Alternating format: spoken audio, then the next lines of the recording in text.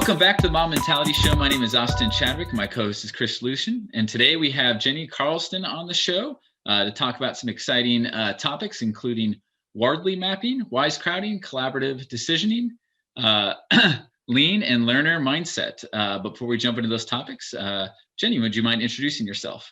Hi, I'm Jenny Carlston. I am a software architect at Pluralsight right now, and I do a lot of things around training our teams, helping people learn good practices around mobbing, around teaming, developing learners' mindset. I'm non-binary, if that matters. I don't know if that, and it gives me a unique perspective on people because I don't have the default view on everything. So it's kind of an, interesting part about me, I guess. Well, that's, I think in the mob programming world, I think everybody has to consider who they work with, right? And being kind, considerate, and respectful, I think, is a foundational thing of mobbing. So I think that hopefully that aspect of everything is helpful to the community in general. So why don't we move to Wardley Mapping, and maybe you can just talk a little bit about it. I've heard a little bit about it. I think that probably a lot of our audience may not have heard of it. So if we got into that, that'd be pretty interesting. Yeah. So Wardley Mapping is a kind of way of strategically understanding your system and your system components, breaking them down as value chains, and kind of diving into the components on an evolutionary scale. So the x-axis is an evolutionary scale, and it's kind of a staged scale that could be around practices or around the market evolution and around whatever kind of subjects you're working with. You can break down pretty much anything, and it can help you figure out what's most important for you to be working on at the time. And what I've found is, Simon Wardley did it as like on a board with a group of people, or just individually. Doing it as a mob and following mobbing practices with Wardley Mapping can be a lot of fun. And I've had some really amazing experiences with it, with teams and with multiple teams coming together and trying to figure out, well, what are we going to do? How are we going to build this? Taking a little bit of domain-driven design, taking a little bit of all these, like event modeling, game storming, brainstorming, and putting it into a Wardley map is almost like the beginning of connecting your strategic plans to the actual service design. So it's fun. Yeah, I for the Wardley maps that I've seen, I really like this idea of discussing whether something's a commodity or utility, and then building it up over time. And so for those that don't know, it's kind of, XY axis of value chain and stage and evolution. And I think that most likely in exercises like this, I think that when there's disagreement between two people, that's almost where a majority of the value comes from, because when two people have a differing idea of where something exists in its stages of evolution, it's like, oh, that's a commodity. Well, no, it's brand new and we're inventing it. And if there's a discussion about that, then that can lead to a lot of progress.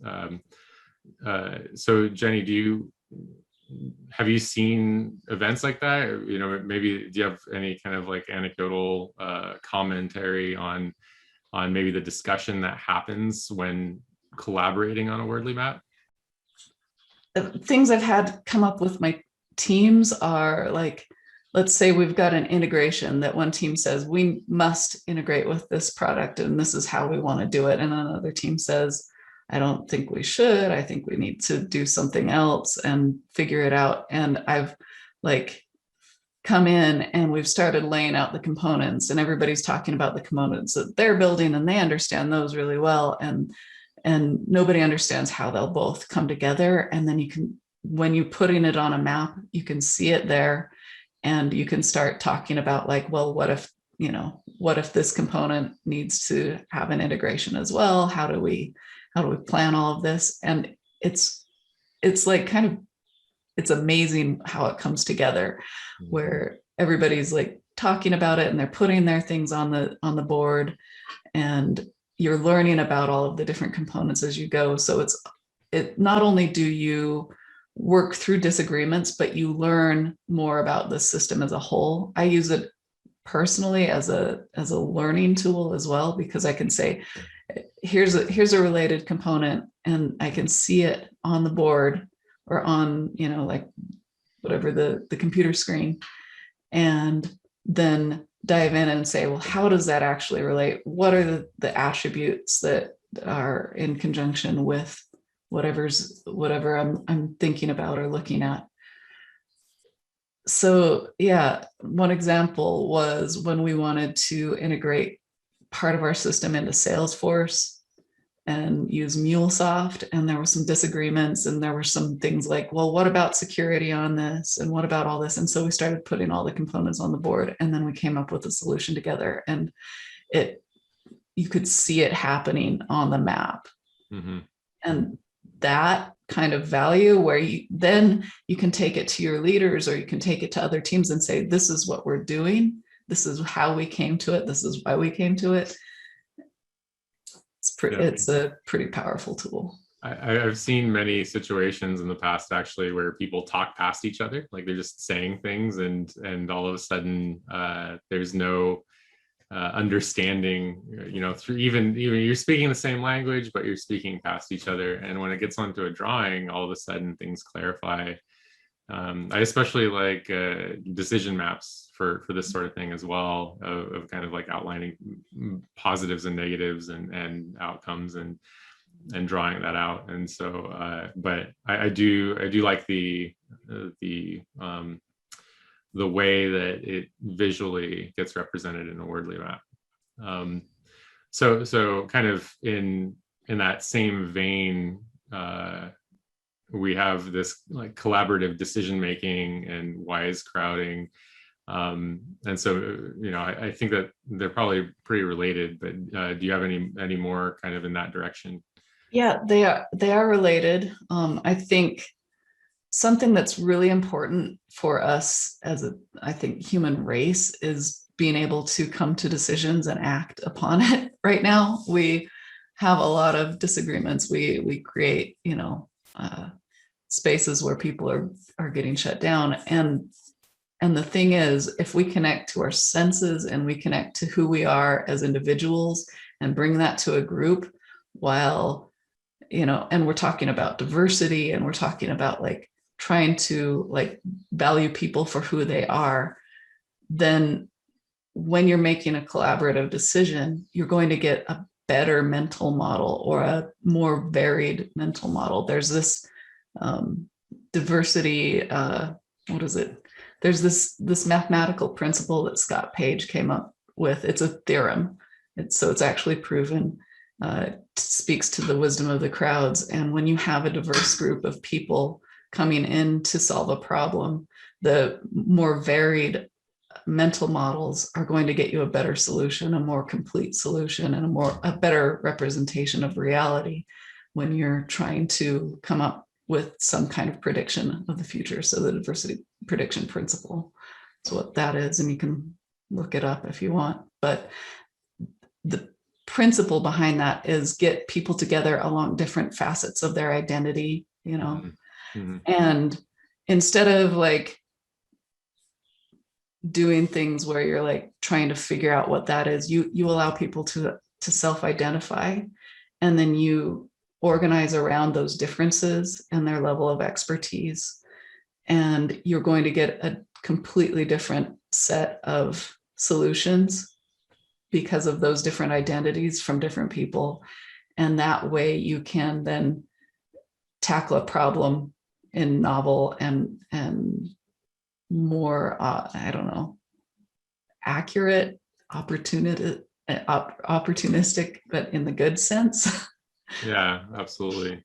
So, That might kind of speak to, there's the opposite of that, right? Where if everybody in the group is thinking in the same way, you get this sort of tunnel vision, right? Even, so even if you're in a mob, let's say, and you're mobbing with a lot of people that are kind of just like you, then you might come to a consensus really fast, right?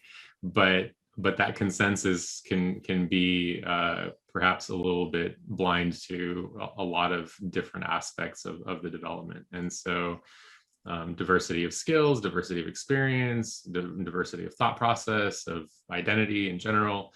I agree totally. I've seen that multiple times where a group with more diverse viewpoints ends up coming up with different solutions and better solutions, both in the work and in general, in maybe systematic design for even self-organizing teams. And so, like, one thing that we do is we kind of do retrospectives that define working agreements for the group, right? And so those may change kind of on a local level based on different mobs, but things that affect the entire department might have input from a lot of people. It's harder to get to a decision that way, but typically in the end, the decisions are better when a kind of mutual agreement can be reached. And so, for those sorts of aspects, having the team self-organize and work toward that is good. And there's probably a lot to be said there for hiring practices as well. Trying to hire people that aren't like the people you already have is also an important thing. yeah, it absolutely is. I know on the mobs, I mob like constantly, pretty much all day long. And the mobs that work the best are the ones where there's a varied level of experience and a varied level of like different people coming to the problem in different ways. And, you follow the set times, or, sort of follow the set times, and then allow people to just feel safe asking stupid questions, right? Like they think they might think they're stupid questions, but often those are the best questions to be asking, because they get at the default assumptions that maybe others in the group are making. And then you can, we shouldn't be doing it this way then, right? You can go and refactor or whatever it is, because someone asked something that came up for them, and they're just, by nature of being themselves, thinking through things a little bit differently. Yeah, I like the word facet you used, because that's what I've noticed ever since I started mobbing, is that all the different perspectives bring different facets to it and add such a richness to it. And I like, there's a drawing from the UX community where it showed 3 people discussing, and one had a square, one had a triangle, and one had something else in their head, and they're all saying, "Oh, I'm glad we agree." And then it shows them drawing it, and then they draw something that combines basically all 3 ideas. And I've definitely seen that with diagramming. That thing definitely happened, where everyone brings the richness of their own perspective to it, and it really adds things that you wouldn't see alone. And it also it just helps people be on the same page. I think we were working recently, and we were all on a different part of the architecture we thought we were in the code. And just the fact of drawing it, we had that aha moment, this is where we are. So if it's okay to return back to kind of the Wardley mapping or any of these other kind of mappings a little bit, I had some questions there, because basically I'm just fascinated how and why and many things. But so you've kind of combined this Wardley mapping with mobbing. what does that look like exactly? Is it driver navigator, or what's kind of the pattern, so to speak, that's followed, or is it diverse? It depends, and it depends on the level of experience of the team that I'm working with. And if I'm working with a lot of people, like 20 people, then I might just drive and say, maybe everybody kind of like flashes on it and pulls and adds their components or adds the things that they want to get on the map.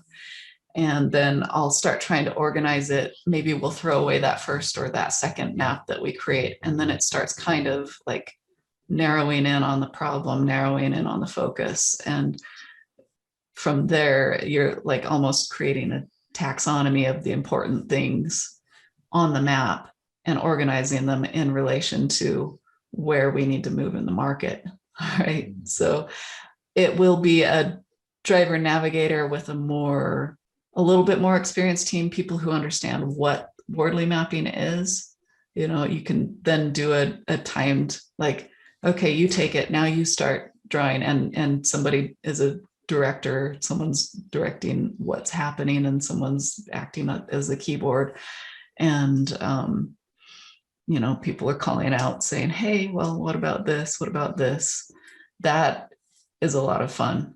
And then also flashing into it is a lot of fun, where everybody's kind of like brainstorming and someone is organizing as you go along. I've done both, and lots of different ways of doing it. I think figuring out what works with the group has been my biggest challenge, because different people come to things with different experience. Some people have no mobbing experience, you know, like if I'm working with product leaders, they don't generally mob as much. And, you know, I'll always encourage them to go mob with our teams, but they don't always do. Right.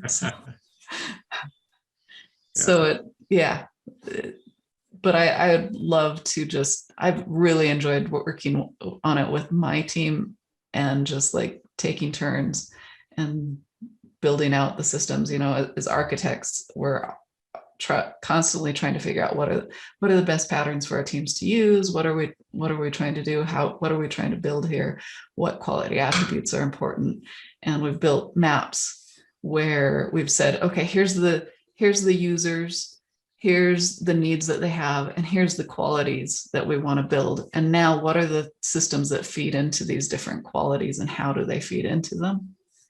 And that can be really powerful for like planning. We did one around data quality attributes, and it helped us come up with the solution that says, well, some of these quality attributes can be automated and can be like serviced by like checks on the data system, and others of them have to be we have to have a contract with the people who want good quality, with the teams who are trying to add data to the overall system. So it allowed us to see, well, so there's different components, there's different aspects of these different things that we want to get out of the system. Nice. Okay, so yeah, thanks for that explanation. And I think so. I guess maybe traditional Wordly mapping would be one person drawing and asking the crowd and kind of facilitating. Is that it? Okay. And then so the switch with mobbing is it causes kind of the participation in the drawing and the different roles. What are the pros and cons of the different approaches in your mind?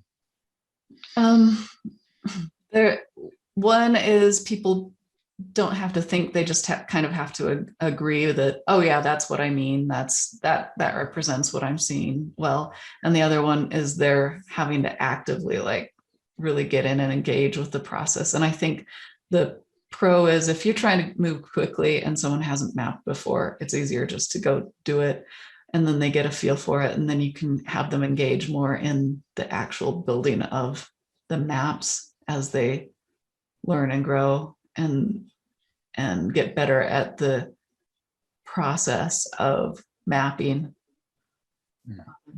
So I think the pros and cons are really how much of a level of engagement you want, how much time you have to do this. So, you're weighing your options based on what's going on with the system.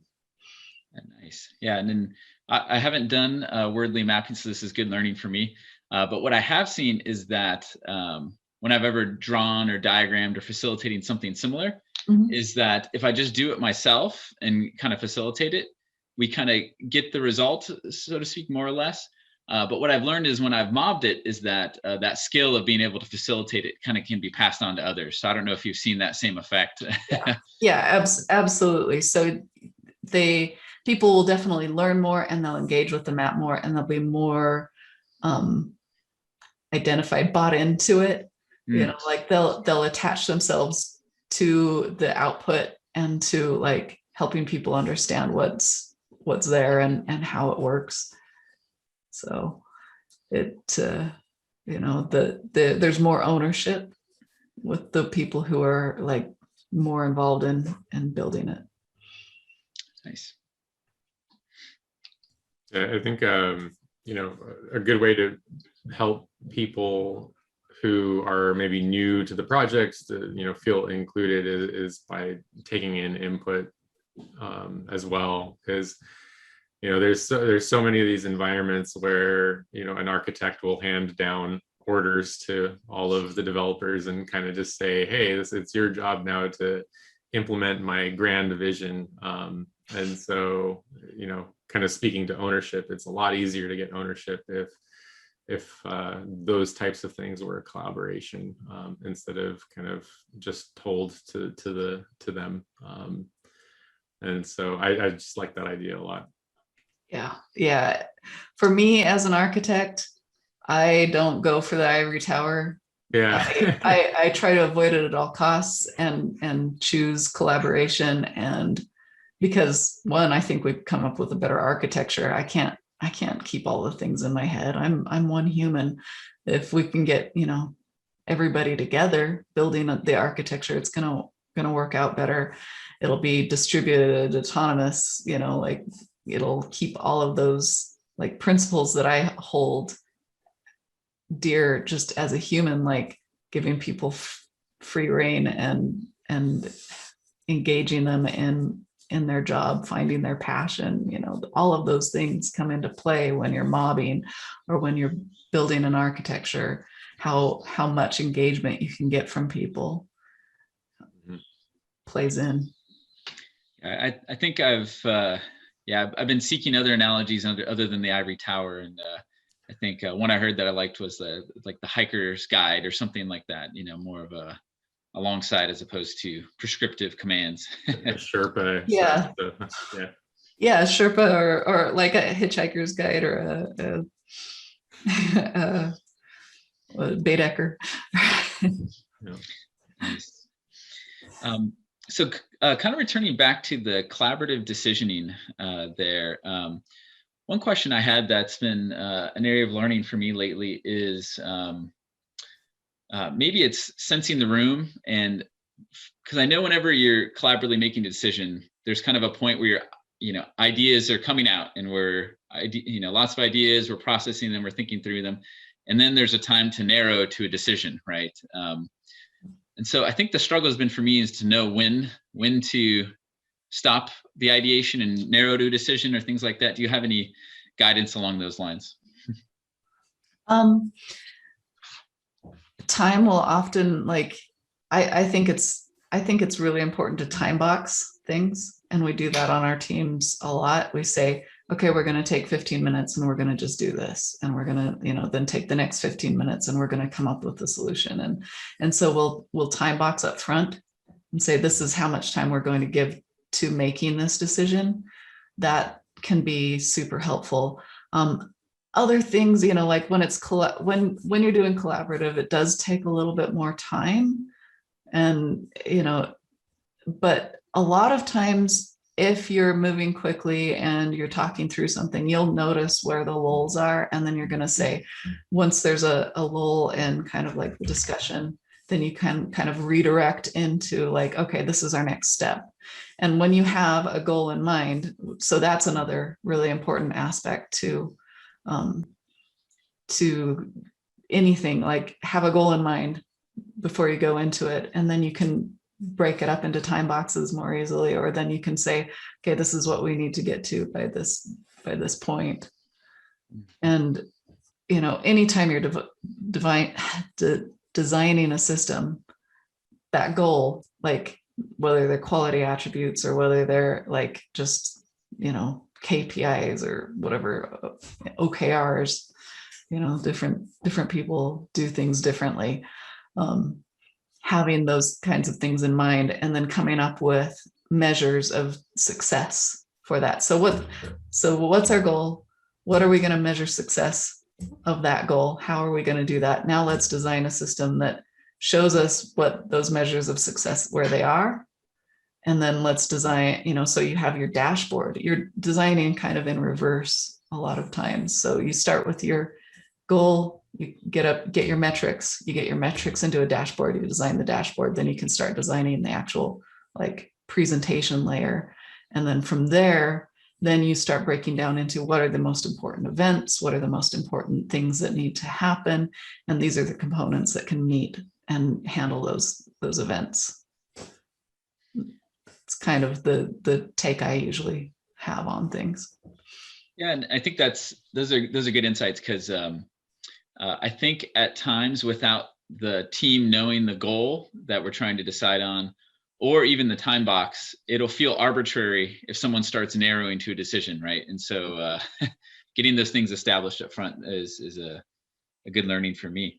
And speaking of learning, might be a good time to transition to lean and learner's mindset. What do you have in mind here? Oh, well, okay, so as a mob, right? Like when you're building a mob, you need to make sure that you want to help people find that intrinsic motivation. You want people to be curious. You want people to be maybe slightly uncomfortable because they're going to be learning at that point. So like there's this level of discomfort, but there's also a level of comfort with your teammates and with your people. So the learner's mindset is something that you want to encourage as a business as well as a team or with anything, because that's where you can find opportunities more easily. And lean kind of helps you use a framework to encourage that, because you're encouraging autonomous decisions, you're encouraging people to take ownership of systems and to really understand the flow of the customers moving through whatever you're building or whatever you're designing, and engaging people in the process of improving the metrics of like throughput of users through a system, or throughput of whatever the flow unit is that the user eventually is delivered, has value delivered to them upon. I really like so I like the idea of calling out that that the flow unit is different depending on where you're looking, because I think all too often as lean software developers, we talk about the value stream of the code to production. Mm-hmm. But far too infrequently are we saying, how lean can the customer be with our product? And so that's a really good point to make. And I think that anytime that we say, you know, we measure throughput and flow and we optimize flow for our software delivery, mm-hmm. It's also just as important to understand the flow and throughput of the customer. And so there have been many times where it's kind of been done intuitively. Like, for example, I once worked on a software where the main complaint was that it took like 5 or 6 clicks to perform one action that should be able to be done in 1 click. And that's a great, you know, that's like, you know, the flow unit of clicks to make an action happen. That's really interesting, and so it's worth calling it out for sure. Yeah. Yeah, so often we're focused on like delivering an artifact through our CI/CD pipeline, but what's in that artifact matters too, right? And like you're putting that code in place to make something easier for someone else, right? To make them go a little bit faster, or to make it a more satisfying experience, or whatever their needs are. You're trying to meet a need for them. Like in the systems that I build, we're trying to meet a learning need. We're trying to deliver on the fact that this person understands this thing now, right? Like they're able to do something that they weren't able to do before. And so we're trying to identify the need that they have up front and treat that almost as the top level flow unit. Mm-hmm. And from there, the artifacts that we're delivering through our CI/CD pipeline are trying to meet that need. And that's kind of the visual that I have in my head of how to like optimize for flow from a user-centered design standpoint. Mm-hmm. Mm-hmm. Yeah, it's really important. And yeah, it's now that I'm thinking back on it, it's far too infrequent that we have that discussion in general. I think even on this show, we talk so much about lean and flow from the standpoint of delivery, and rarely do we talk about it from the standpoint of customer experience. So that's really cool and interesting. And so how about the learner's mindset? There's probably aspects of that for both the team and the customer, really. And so maybe just digging in specifically into the learner's side of things. What are your thoughts there? So let's say, as far as a learner's mindset, I think as humans, we're like trying to self-actualize. If we're ultimately like, we're trying to meet our base level needs. We're trying to, meet, like, we have physiological needs. That's maybe why we work, because they give us money. But then, once we get our physiological needs met, we're like, we have other needs. Like we want to play, we want to have fun, we want to enjoy our lives, and we also want to improve ourselves. That's ultimately what the learner's mindset is all about. It's that driving force for self-actualization with yourself as well as in relation to other people. Mobbing is such an amazing way to get there, but then even more so if you're actualizing within your organization, within your company, you're understanding what the goals of the company are, and you're figuring out what things align to your personal like goals for yourself, and then trying to deliver that for the customers so that you can all kind of like feed into the system to build a better life for everyone involved. When you have that kind of mindset, it's a more hopeful,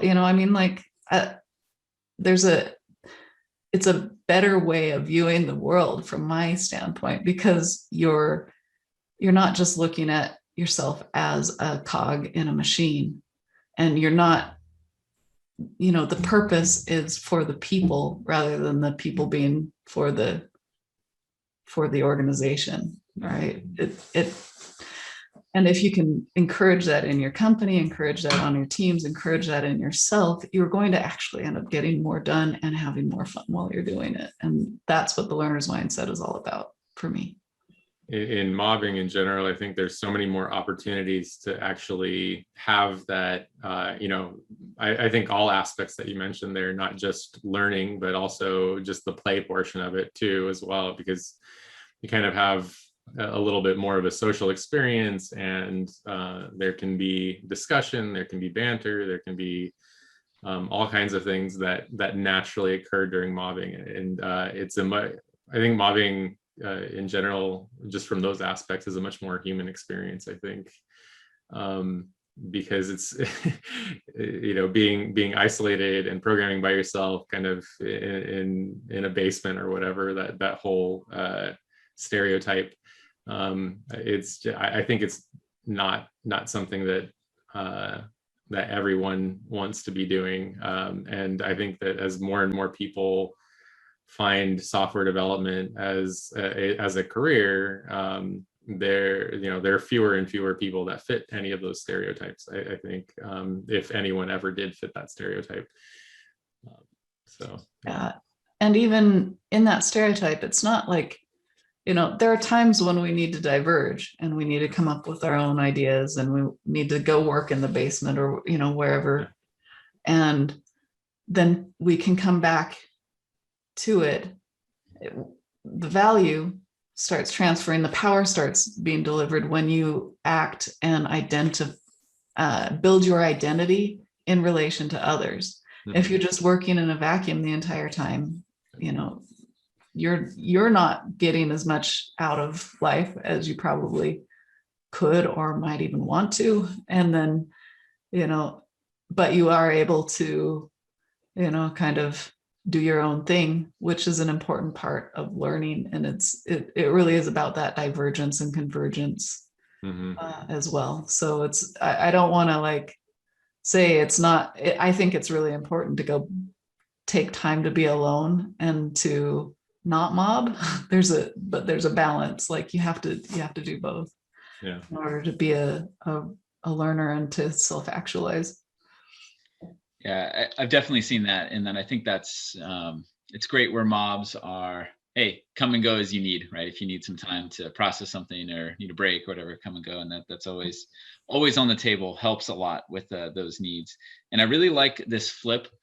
We talked about it earlier with CI/CD, and then kind of with learning and improvement is the flip to thinking about people, right? And I think, at least for me, helping others is very intrinsically motivating and intrinsically satisfying. And so I think, when an artifact going through the pipeline, like you said, it doesn't feel very exciting, but hey, an artifact went through the pipeline and helped somebody. That's intrinsically motivating. And that's one of the first things I learned when I started in software engineering. Was I came into a place that used to help people by their software work. And then over time, the process destroyed it. So they didn't feel like they're helping people, and everyone was very demotivated. And I think, so having a lean flow that helps people is going to be very motivating. And then mobbing appropriately for your needs, you get that kick of helping people all the time where, hey, I contributed an idea and someone is like, oh, that really helps. Thank you. Or I didn't know something and someone else taught me something. And then I see them happy with teaching me something, And so I think that people motivation just happens often, and it's incredibly exciting. One follow-up question I had was kind of lean in this learner's mindset seems to be diametrically opposed to another way of thinking in business, which is I know what I need.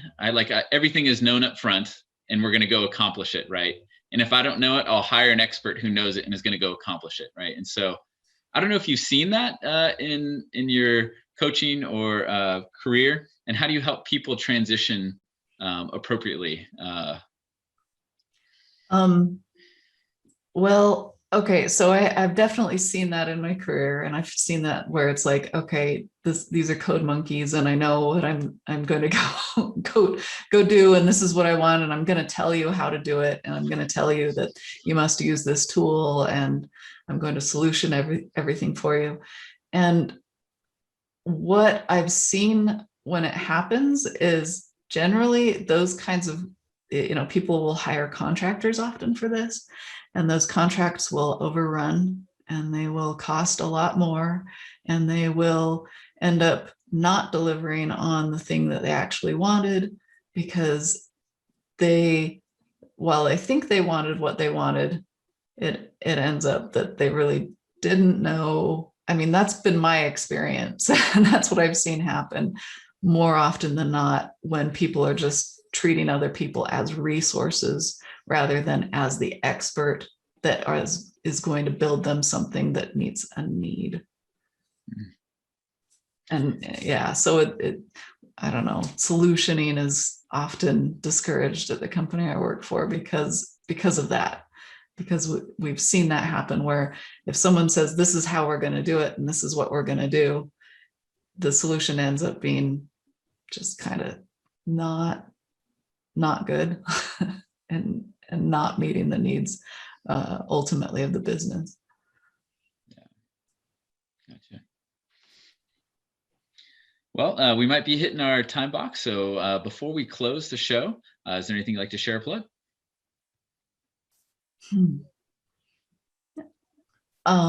Well, I hope everybody comes out of this with a better understanding of that mapping is a tool for learning, and that when you learn collaboratively, you'll probably have a lot more fun and get more out of it. So. All right. Well, with that, to our audience, if you know anybody that is having difficulty coming to a consensus, or maybe you see people speaking past each other a lot, maybe sharing this episode with them can really help with that, because it's kind of an introduction to Wardley mapping and other collaborative techniques, and I think that this can help them a lot. So please share it, and then like and subscribe and hit the notification bell to know when new episodes come out. And we will see you all later. And Jenny, thank you for being on the show. Thank you. Bye, everybody. See you.